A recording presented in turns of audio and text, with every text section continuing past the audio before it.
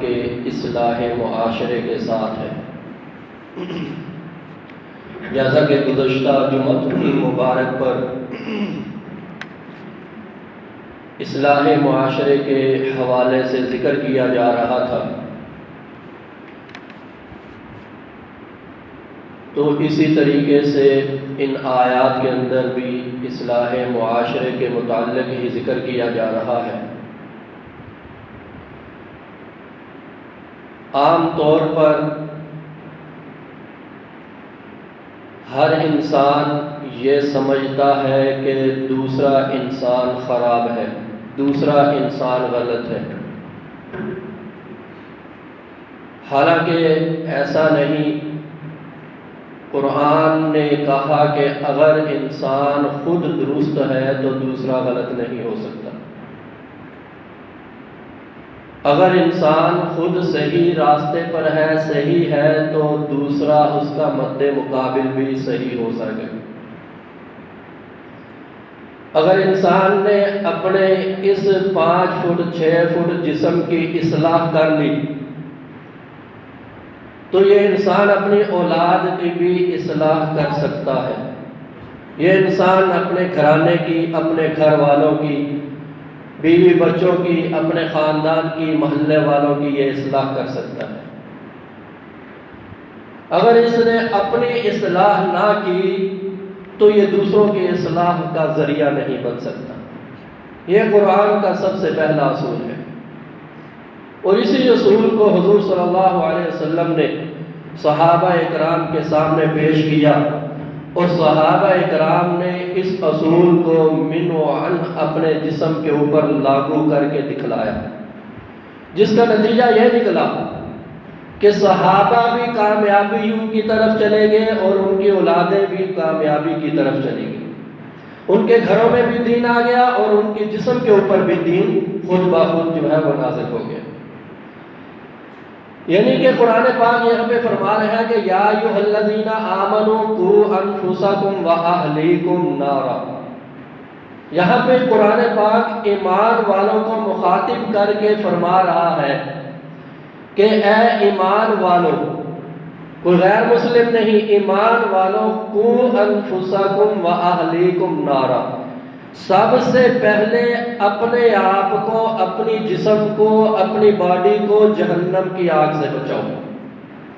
سب سے پہلے ایسا اپنے جسم کے اوپر اس چیز کو جو حضور صلی اللہ علیہ وآلہ وسلم لے کر آئے، جس کو صحابہ کرام نے مضبوطی سے تھاما، مضبوطی سے پکڑا، اس کو اپنے جسم کے اوپر لاگو کر کے دکھاؤ تو اللہ رب العزت فرماتے ہیں کہ ہم تمہیں جہنم کی آگ سے نجات دے دیں گے۔ اگر تم اس چیز کو اپنے اوپر، اپنے جسم کے اوپر لاگو نہیں کر سکتے تو تمہاری اصلاح کا یہ ذریعہ نہیں بن سکتا۔ چاہے تم قرآن کے 1000 صفحات پڑھ لو، حضور صلی اللہ علیہ وسلم کی سیرت ساری کی ساری زبانی یاد کر لو، لیکن اس کا اثر اگر جسم کے اوپر نظر نہیں آ رہا تو اس کا آپ کے جسم کے لیے، آپ کے محلے کے لیے، آپ کے گھر والوں کے لیے کوئی فائدہ، کوئی حاصل نہیں ہو سکتا۔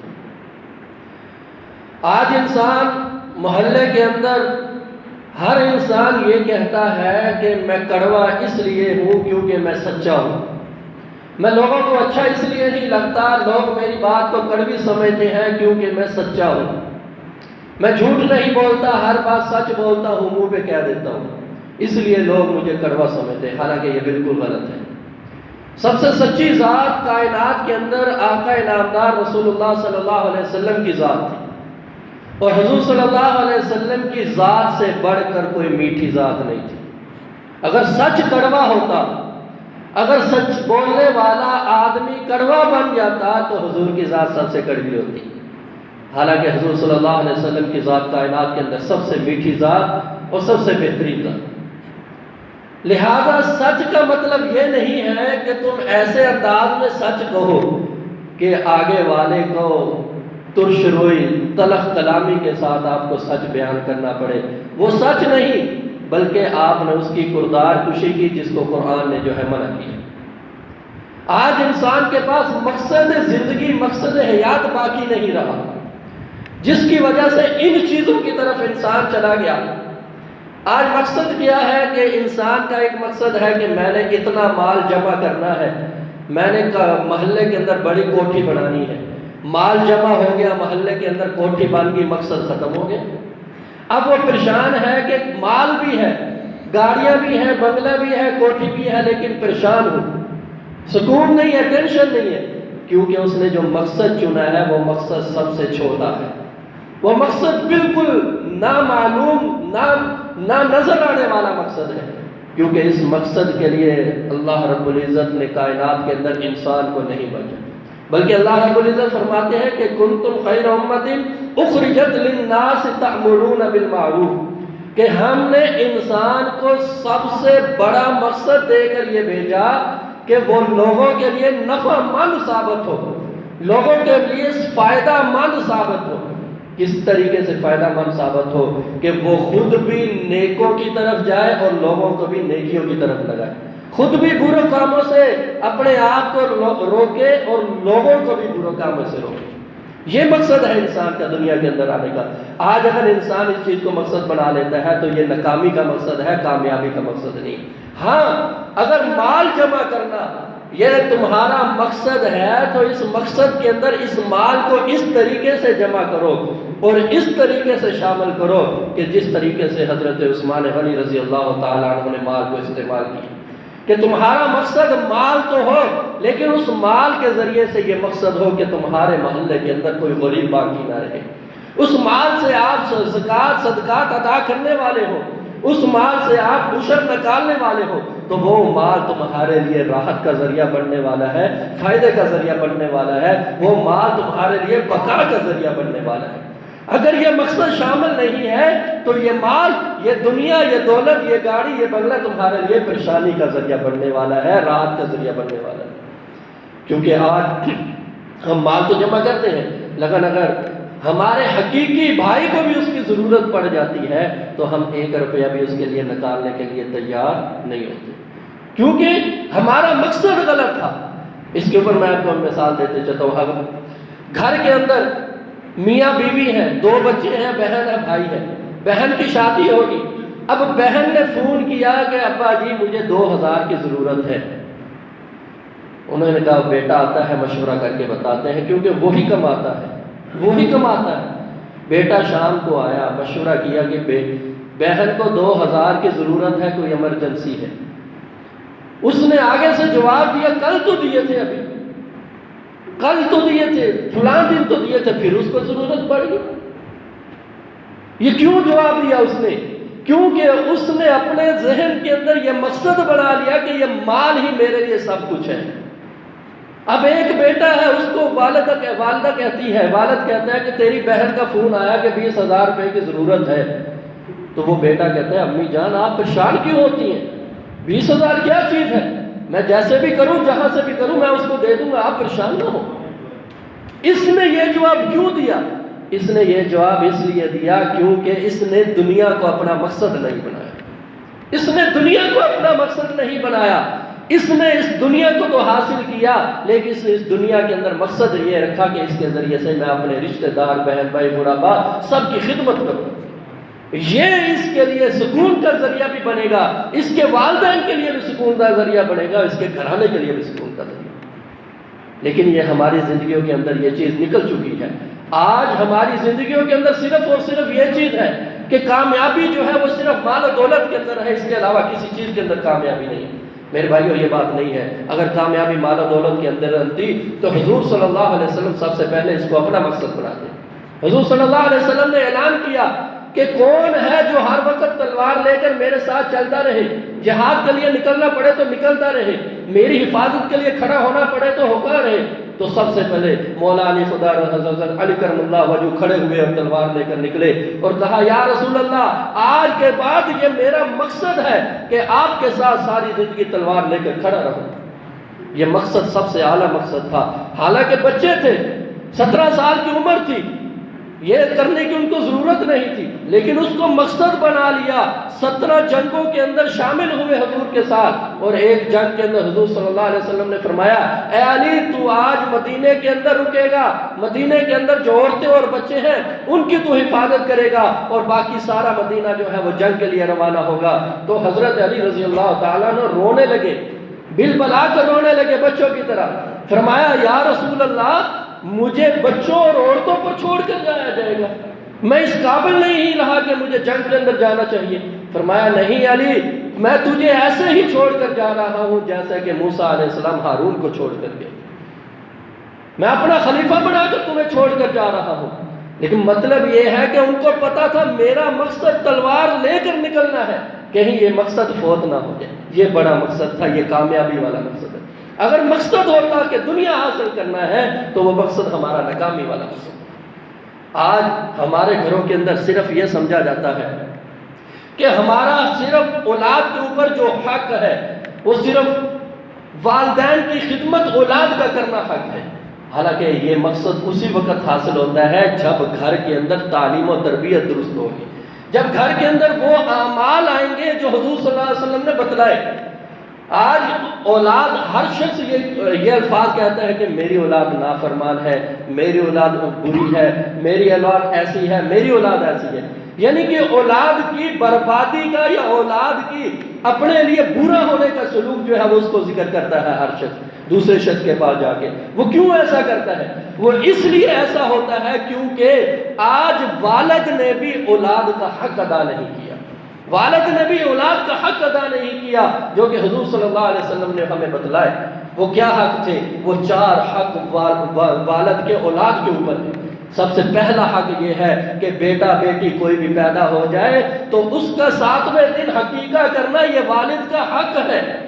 آج ہم بچہ پیدا ہوتا ہے، ہزاروں روپے کی مٹھائی تو تقسیم کر دیتے ہیں، ہزاروں روپے کے مہمانوں کو کھانے کھلا دیتے ہیں، ہزاروں روپے کی مہمان نوازی ہو جاتی ہے، لاکھوں روپے کی چائے چل جاتی ہے، لیکن جو سنت طریقہ ہے کہ بیٹے کا عقیقہ کرنا وہ نہیں کرتے۔ سنت کو ترک کیا، رسم و رواج کو پکڑا، برادری والوں کو خوش کیا، بھائی کو خوش کیا، رشتہ داروں کو خوش کیا، خالہ زاد کو خوش کیا، لیکن سنت کو ترک کر دیا، جس کی نحوست یہ ہوئی کہ بچے کی زندگی کی پوری زندگی کے اندر وبال جو ہے وہ آ گئی، پوری زندگی کے اندر بیماریاں آ گئی، پوری زندگی وہ بچہ والدین کا نافرمان بن گیا۔ دوسرا حق آتا ہے بچے کا نام رکھنے کا، یہ والد کا حق ہے، یہ والد کا حق ہے۔ اب نام مولوی صاحب کے پاس ہے، مولوی صاحب وہ نام بتائیں جو محلے کے اندر کسی کا نام نہ ہو، جو قوم کے اندر کسی کا نام نہ ہو، جو کسی نے سنا نہ ہو، وہ نام بتائیں۔ یا فلاں رشتہ دار آ گیا، بھائی میں تو اس کا وہ فلاں بڑا اداکار ہے، وہ نام رکھنا ہے، وہ بڑا مشہور ہے فلاں، وہ نام رکھنا ہے۔ اور میرے بھائیو، حضور صلی اللہ علیہ وسلم نے یہ تعلیم دی کہ بچے کا نام رکھو تو اللہ اور اس کے رسول کے ناموں میں سے رکھو، بچوں کا نام رکھو تو اولیاء اللہ اور صحابیہ اور صحابیات کے ناموں میں سے رکھو۔ اگر ہم نام کی نسبت ان کے ساتھ جوڑیں گے تو ہمارے بچوں کے ذہنوں کے اندر، ہمارے بچوں کے کردار کے اندر، ہماری بچوں کی پرورش کے اندر وہی صحابہ والا عمل، وہی صحابیات والا عمل، وہی حضور والے عمل آئیں گے۔ اگر بچے کا نام ہم نے کسی اداکارہ، کسی ایکٹر، کسی ڈرامے والے کے نام پہ اندر رکھا تو کل کو بچہ بھی ایکٹر ہی اور گانے والا ہی بنے گا، وہ فرما بردار تو نہیں بنے گا، وہ تو نافرمان بنے گا۔ پھر آپ نے آنا ہے بچہ نماز نہیں پڑھتا، بچہ قرآن نہیں پڑھتا، اور بھائی جب آپ نے نام رکھا، جب آپ نے عقیقے کی باری آئی تو دنیا کو خوش کیا، شیطان کو خوش کیا، بچہ آج کیسے فرما بردار ہو، کیسے نمازی بنے، کیسے پرہیزی بنے، کیسے قرآن پڑھنے والا بنے۔ اور تیسرا حق بچے کا یہ ہے کہ اس کی تعلیم اور تربیت اور پرورش، سب سے بڑا حق ہے یہ والد کے اوپر۔ یہ جب حق شروع ہوتا ہے تو سب سے بڑی یہاں پر جو ہے والد جو ہے اس کے ساتھ غداری کرتا ہے کہ بچے کی تعلیم کے لیے سب سے پہلے انگریز کو دیکھا جاتا ہے کہ انگریز کی تعلیم سب سے اعلیٰ اور بہترین کہاں پہ ہو رہی ہے۔ آج تک کسی نے یہ سوچا کہ بچے کی تعلیم ہم قرآن سے کیوں نہیں شروع کرتے؟ بچے کی تعلیم وہاں ہمیں دلوائی کیوں نہیں جانی چاہیے جہاں پر حضور صلی اللہ علیہ وسلم کے طریقے کے مطابق تعلیم ہو؟ ہر والد یہ سوچتا ہے کہ بچے کی تعلیم وہاں ہو جہاں پہ انگریزی سب سے بہترین پڑھائی جاتی ہو، جہاں پر انگریزی کے اندر سارے سبجیکٹ ہو، جہاں پر بہترین جو ہے انگریز بنانے کا طریقہ، پینٹ شرٹ اچھی ہونی چاہیے، وہاں پہ ہمیں تعلیم۔ جب ہم نے نام سے لے کر، پیدا ہونے سے لے کر تعلیم تک یہ چیزیں اختیار کی، تو وہ بیٹا کیسے ہمارا فرما بردار بنے گا، وہ نافرمان بنے گا۔ اور پرورش کے اندر سب سے زیادہ کردار کس کا ہوتا ہے؟ ماں کا ہوتا ہے۔ اور جب ماں یہ بات نہ سوچے، ماں دودھ پلا رہی ہے بچے کو اور سامنے ٹیلی ویژن چل رہا ہے، تو وہ بچہ کل کو کیا رابعہ بصری بنے گا؟ وہ بچہ کیا جنید بغدادی بنے گا؟ وہ بچہ کیا گن شکر بنے گا؟ او بھائی، گن شکر بننے کے لیے تو والدہ نے بیٹے کو کیا کہا؟ بیٹا نماز پڑھے گا تو اللہ تجھے شکر دے گا، بیٹا نماز پڑھے گا تو اللہ تجھے رزق دے گا۔ بیٹا آتا ہے مدرسے سے پڑھ کے آتا ہے، مصلی بچھا ہوا ہے، مصلی کے نیچے والدہ شکر رکھ دیتی ہے، اس کو نہیں بتلاتی۔ بیٹا نماز پڑھتا ہے، مصلی کی جگہ اٹھاتا ہے، یا اللہ مجھے شکر دے دی، میں نے تیرا عبادت کی، تو نے مجھے شکر دے دی۔ روزانہ کی روٹین۔ ایک دن والدہ چلی گئی کام سے، بیٹا پیچھے سے آنا تھا، والدہ پریشان کہ آج راز کھل جائے گا، آج کیا بنے گا؟ والدہ اللہ سے مانگ رہی، یا اللہ پردہ رکھ لے۔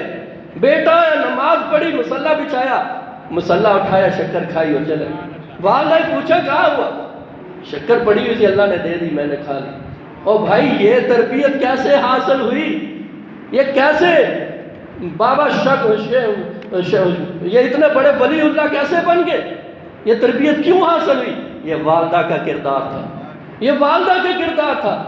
اگر والدہ دودھ پلاتی ہے، سامنے ٹیلی ویژن ہے، والدہ 5 نمازیں نہیں پڑھتی، والدہ نے کبھی وضو کر کے دودھ نہیں پلایا، تو وہ کیا قرآن کا قاری بنے گا؟ کیا وہ حافظ قرآن بنے گا؟ کیا وہ تمہارا فرما بردار بچہ بنے گا؟ اور بھائی تم نے چار میں سے 3 طریقے سے وہ تینوں رد کر دیے۔ کون ہے جو ان کے اوپر عمل کرتا ہو؟ کوئی بھی نہیں کرتا۔ چوتھا طریقہ، مختصر وقت ختم ہے، چوتھا جو سب سے بڑی ناانصافی ہم کرتے ہیں کہ بچے کے شادی کا موقع آ گیا کہ شادی کے موقع کے اوپر حضور صلی اللہ علیہ وسلم نے فرمایا بچی کی سیرت دیکھو، بچی کی دین دیکھو، اگر وہ میرے مطابق ہے تو اس کا رشتہ دیکھو۔ ہم کیا کہتے ہیں کہ بچی کا مال و دولت دیکھو، بچے کے باپ کی جائیداد دیکھو کتنی ہے، اس کا اگر اس کے ہمارے برابر ہے یا ہمارے سے اوپر ہے تو ہم رشتہ کریں گے، وگرنہ ہم رشتہ نہیں کرتے۔ جب 4 جگہ پر ہم نے بچے کے ساتھ ناانصافی کی تو شادی کے بعد وہی والد مولوی صاحب کے پاس آتا، دعا کرنا بچہ بڑا نافرمان ہے، بچہ بات نہیں مانتا۔ وہ کیسے بات مانے؟ تم نے خود اس کا بیڑا غرق کر دیا، تم نے خود اس کو نافرمان بنا دیا، حضور کے دین سے پھیر دیا، قرآن سے پھیر دیا، نماز سے پھیر دیا۔ آج وہ کیسے نمازی حاجی اور قرآن کا قاری بنے؟ تو میرے بھائیوں، یہ زندگی گزر جانے والی ہے، زندگی کے مقصد جو ہے وہ بڑے کرو، مقصد اعلیٰ کرو، مقصد کو وقت پاس کرنے والا نہ کرو۔ یہاں پہ چوک پہ آپ کو مل جائے گا، بھائی کیوں بیٹھے ہو؟ بھائی وقت پاس کر رہے ہیں، وقت پاس، اتنا وقت سستا ہو گیا۔ حضور نے فرمایا 2 چیزوں کی صرف قدر کرو، ایک صحت کی، ایک وقت کی۔ اگر یہ 2 چیزیں تم نے چھوڑ دی، یہ تمہیں کاٹ دیں گی۔ یہ وقت تلوار کی طرح ہے، اگر تم نے ان کو پکڑ لیا تو تم دنیا جہان کو کاٹ دو گے، جنت کے اندر چلا جاؤ گے، کامیاب ہو جاؤ گے۔